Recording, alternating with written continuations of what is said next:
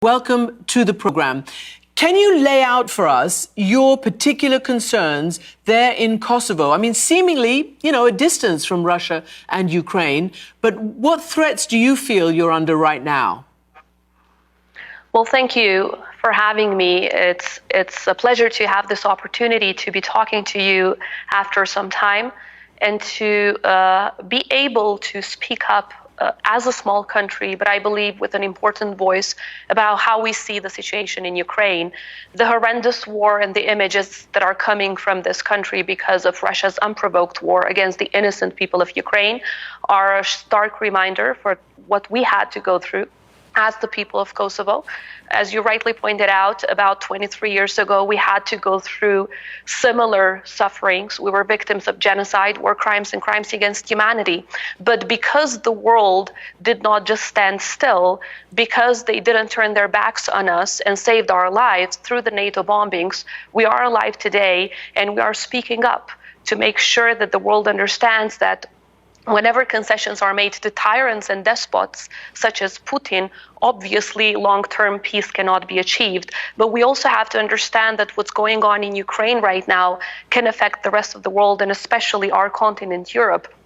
It may seem like we are too distant from Ukraine, but in fact, the kind of hegemony and the imperialist mentality that Russia is trying to push forward is something that can affect the rest of Europe too. So Russia has been trying for way too long to destabilize the Western Balkans, where Kosovo belongs. They have been trying to do that through Serbia, which they've used as a proxy and a satellite for way too long.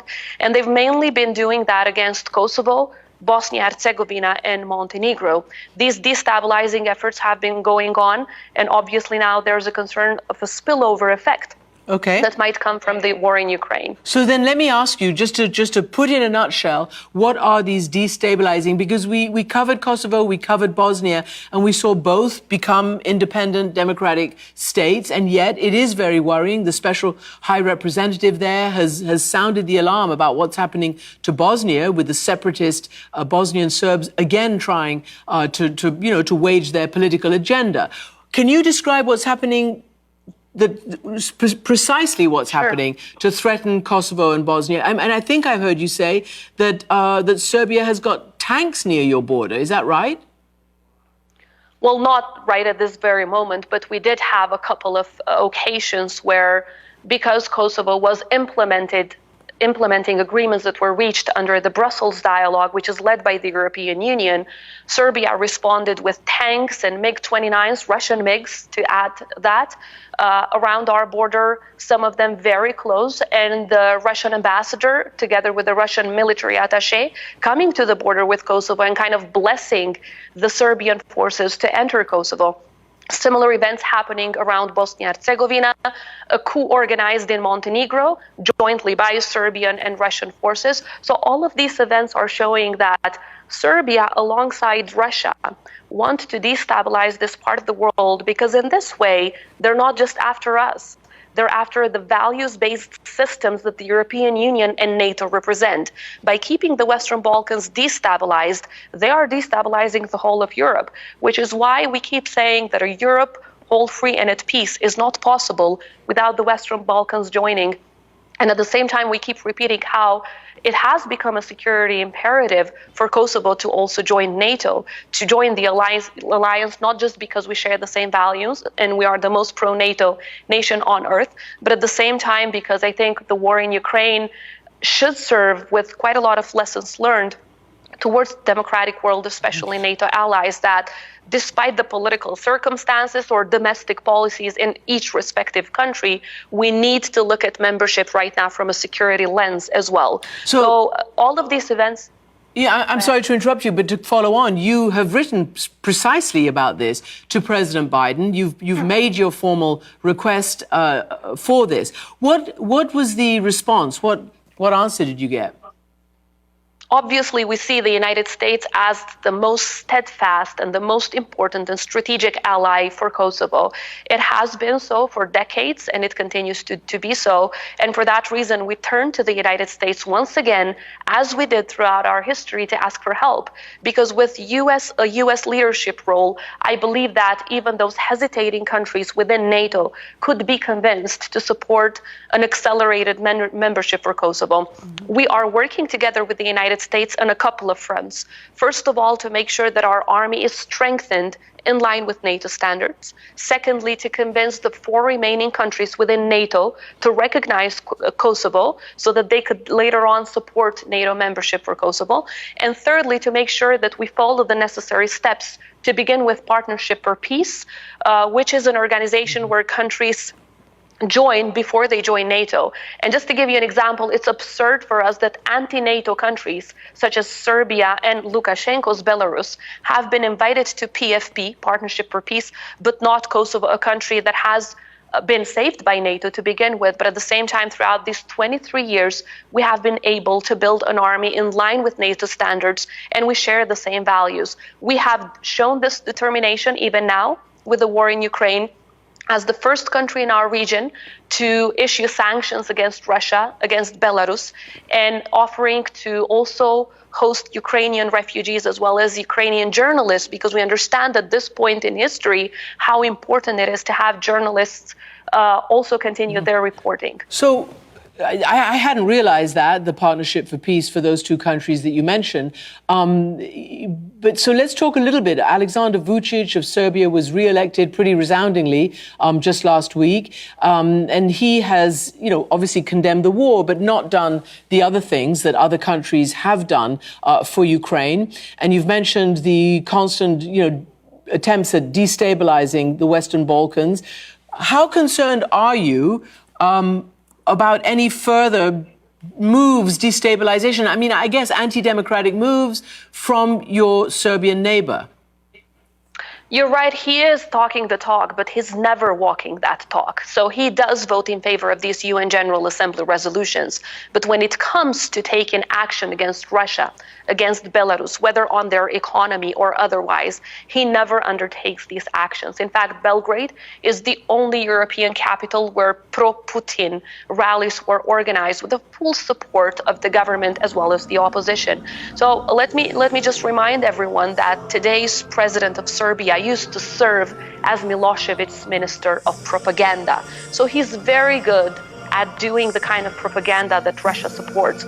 But in these past 10 years, he managed to increase the kind of military, political, and economic cooperation with Russia to levels that have never existed before. Just an example, back in 2012, the amount or the number of military exercises between Russia and Serbia was 2 per year. Right now is more than 100 per year. Nowadays, we see purchase agreements for weapons between Serbia and Russia, Serbia and China. And obviously, this is concerning all of us here in the region, because the more weapons they purchase, the more of a destabilizing effort they are carrying out against the rest of the Western Balkans. Serbia continues to view us as temporary countries. Obviously, that's not true. We're here to stay as independent, sovereign, vibrant, and democratic nations, and we're going to defend what we have achieved, and we are ready to pay any price to defend the democracy and the independent and sovereign countries that we enjoy today.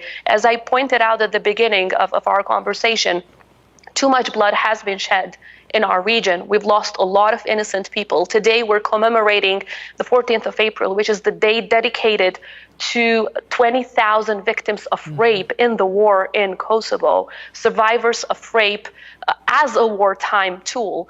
And for that reason, what is going on in Ukraine now, with children being killed, innocent people being killed, women being raped as a tool of war, is a reminder of what we had to go through. So right now, it is extremely important that all of us, countries big or small, stand together against this tyranny in the hope that when the war ends, that these war criminals will face justice. Unfortunately, in our part of the world, in Kosovo, in Bosnia-Herzegovina, what we have faced is the policy of denial of genocide. We have not seen justice for the victims yet. Well, you say that, but they were very senior perpetrators, certainly in the Bosnian War, who were taken to The Hague and were convicted, and therefore these crimes have been enshrined, crimes against humanity, genocide, and the like. And particularly I want to talk to you about this because you are a lawyer, you specialize in war crimes, prosecutions, and human rights and international law. So you mentioned that Vučić was Minister of Information, and one of the things Serbia did during the Kosovo War was deny war crimes, but we all saw them. Much like we journalists have seen the war crimes revealed around Kyiv as the retreat happened, the Russian were pushed back. We saw the same in Kosovo after after Kosovo was liberated from the Serbs. I just want to play a little piece of a report I did in Kosovo. It is, it's disturbing and people might not want to watch, but we have to watch because history is repeating itself. So I just want to play a little clip of the war crimes we discovered back in 1999. 6 days ago, once Yugoslav forces had left, Gani Krasniqi came back to find out what had happened to 26 members of his family who had stayed. First, he saw their shoes outside their burnt-down house. And then he found the bones, rib cages, spines and skulls. They are his cousins, he says. There you see her hair, he says. I recognize Shahida's hair and the color of her coat. I recognize Ramzia by her teeth. And these shoes belong to his baby nephew. The dead range in age from 2 to 70. So there he was, Madam President, telling us that he had lost his whole family. And it's, that could be Vjosa today. I just wonder, when you saw what was revealed in Ukraine, what you thought, and particularly what you think as a legal scholar and a legal, mind, to the next steps under the International Criminal Court or whatever. It is like we're going through those events all over again. I was in Kosovo initially as an IDP and later on as a refugee.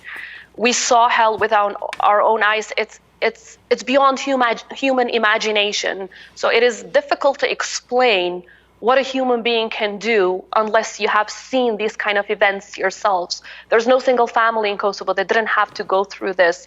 And in just 2 days, I will be visiting a small village in Kosovo called Poklek, where women and little children as young as 6 months old were put into rooms and they were burned down in their houses, most of them alive, 3 times in a row. 3 times in a row. So the intent to wipe out a nation was clear there. Every single day we commemorate a massacre in Kosovo. So when you're rightly pointed out that there were a few high-level figures at the ICTY, there were very few, Christiane, very, very few. In all of these massacres that we're commemorating, those who committed the crimes are known criminals.